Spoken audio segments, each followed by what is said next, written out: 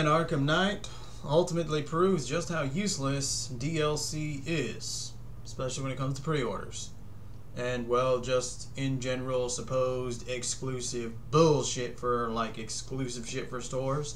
Because when your DLC, when your motherfucking DLC is nothing but a fucking mission, or the total gameplay time adds up to nothing but a mission, or maybe a couple of missions, then clearly maybe your DLC should have already been in the fucking game.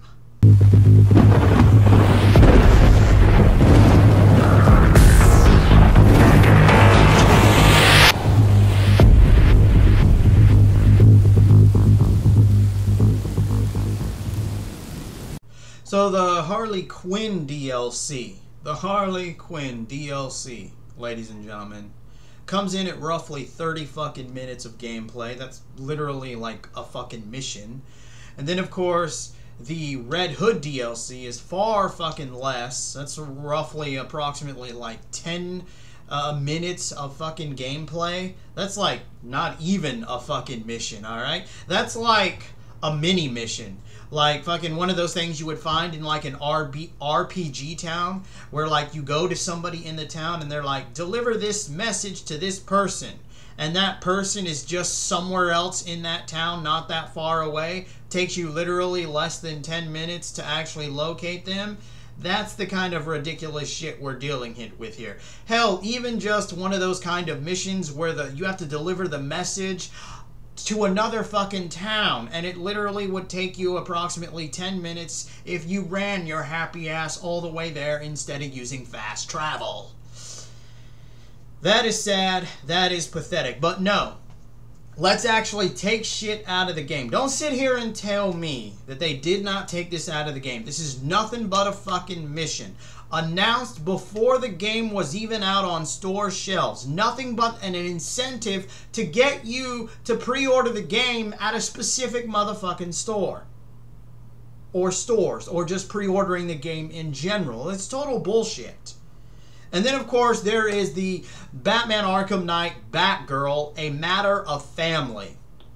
Now, ironically, this is actually short within of itself. It comes in roughly the actual story for this DLC. You can finish literally in an hour. If you actually do all of the side quests or extra collectibles and stuff like that, that'll take you approximately 30 minutes. So total time is an hour and 30 minutes. Now, some people might ultimately argue that that is a decent amount of time for $6.99 fucking cents. But the irony from this is that it just goes to show you how useless this DLC is and just how much of these fanboys for this game defended this bullshit DLC. And the hypocrisy of this is some of them are actually now bitching about the length of these DLCs. So you're going to sit there, you're going to defend it before you even have full information about it. But when it actually comes to fruition and you play it, and it's not to your liking because it's too short or whatever the case may be, it's now a pile of shit. And yet you were the fucking idiot that was defending it in the first place. It's just kind of a little bit ironic, don't you think? That we still, in this modern generation, not just for DLC, we get people that will defend games, and yet when that game or DLC comes out, there's something wrong with it, they don't fucking like it. You know what? You don't get to open your goddamn mouth and complain because there's something wrong with the very thing that you were defending before you even fucking knew there was something wrong with it. This is the realm of modern gaming. This kind of shit happens all the fucking time. And it's just straight up fucking bullshit.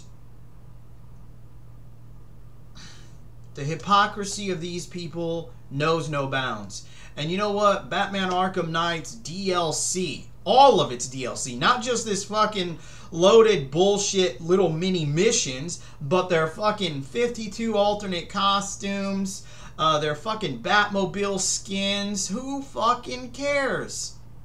That is total fucking bullshit. That is stuff that should be in the fucking game that you can fucking unlock.